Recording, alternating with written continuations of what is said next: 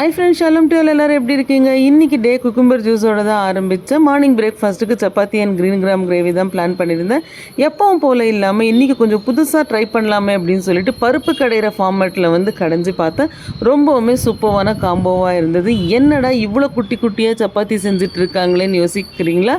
நம்ம மினியேச்சர் சேனலுக்கு லஞ்ச் பாக்ஸுக்கு தேவை அப்படின்னு சொல்லிட்டு இந்த மாதிரி குட்டி குட்டியாக சப்பாத்தி செஞ்சேன். என்னடா சமைக்கிறதுன்னு டெய்லி குழப்பமாக இருக்குது. பழைய காலத்து போல் கிழங்கே சாப்பிட்டுக்கிட்டு இருந்திருக்கலாம் அப்படின்னும் போது தான் எனக்கு யோசனை வந்தது. 10 நாளாக கிழங்கு வாங்கிட்டு வந்து வச்சு யூஸ் பண்ணவே இல்லை. ஸோ அதையும் வேக வச்சு பிரேக்ஃபாஸ்ட் கூடவே சாப்பிட்டு முடிச்சாச்சு. நேற்றுக்கு ஈவினிங் பால் பாயசம் செஞ்சுருந்தேன்.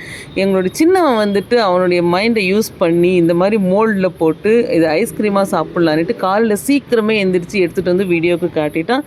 இதை பார்க்கும்போது சின்ன வயசு ஞாபகம்லாம் வந்துட்டு இருந்துச்சு. சேமியா ஐஸ் சாப்பிட்டது பிஞ்சிலேயே பழுத்துது அப்படின்னு சொல்லுவாங்க இல்லையா? அந்த மாதிரி பழத்தை நான் இன்றைக்கி பார்த்து உங்கள் கூட ஷேர் பண்ணிக்கலாம் தோணுச்சு. தேங்க்ஸ் ஃபார் வாட்சிங்.